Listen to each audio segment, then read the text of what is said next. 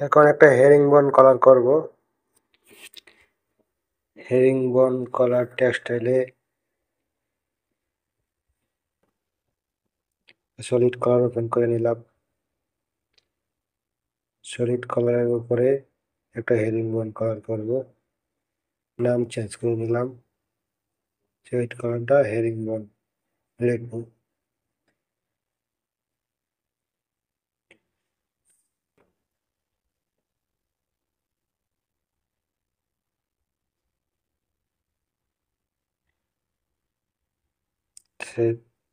Herringbone নামে save করলাম। এখন এখানে আমি ইনসার্ট এমটি রো নিয়ে ইনসার্ট এমটি রো আইকনে ক্লিক করলে এটা এমটি রো আসবে। আমার আসলে প্রথম বেশি, তারপর কমানোর জন্য কন্ট্রোল চাপ দিয়ে ওয়ানে চাপ দিলেই আপনার একটা ফাঁকা হবে। তো আমি 100 নম্বর কোড নিলাম। 100 নম্বর কোড 1 বাই 1 করে বসাবো। সাইডে একটা বাদ দিয়ে রাইট সাইডে একটা বাদ দিয়ে 1 বাই 1 করে এক রো ফাঁকা করে বসাবো। বসানোর পরে কপি করলাম ম্যাট্রিক্স কপি। ম্যাট্রিক্স কপি কীভাবে করতে হয় যদি আপনারা না পারেন তাহলে আমার একটা ভিডিও দেওয়া আছে টুলসের ড্রয়িং, ওইটা দেখে নেবেন কীভাবে ম্যাট্রিক্স কপি করতে হয়।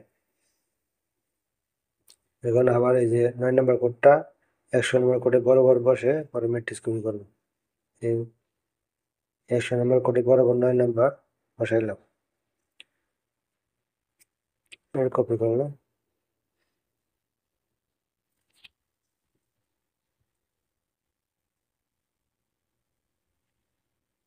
তারপরে আপনার অপশন লাইনে 8 নাম্বার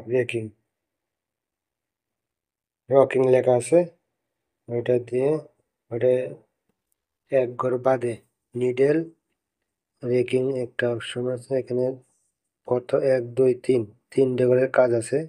প্রথমটা হলো রেকিং ডিরেকশন, দ্বিতীয়টা রেকিং নিডেল।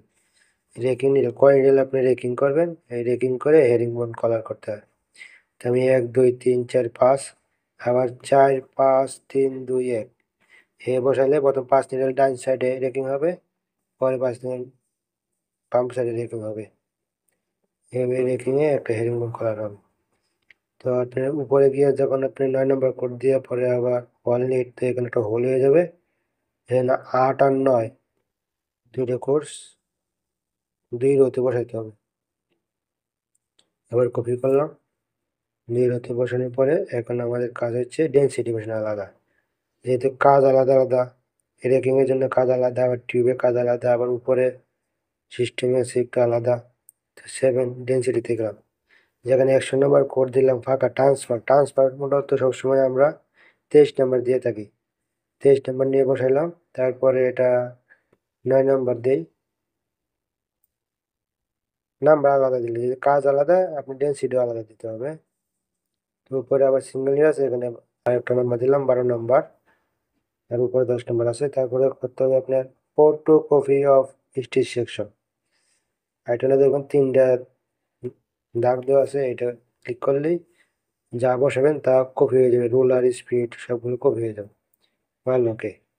এভাবে আপনারা একটা হেরিংবোন কালার করতে পারেন। এখন আমরা সিমুলেশন দিয়ে দেখবো। কালারটা একটু চেঞ্জ করে নিই। সিমুলেশন হয়তো আপনি কালারটা যেরকম হওয়ার কথা সিমুলেশনে এরকম আসবে না, কারণ রেকিং এর কাজ সিমুলেশনে দেখায় না। জাস্ট খালি 1 বাই 1 দেখা যাবে, কিন্তু মেশিনে বানালে তারপরে আপনি হেরিংবোন দেখা যাবে। আপনারা প্রথমে পিকচারটায় যে থাম্বনেইল দেখছেন হেরিংবোন যেরকম এরকম হবে।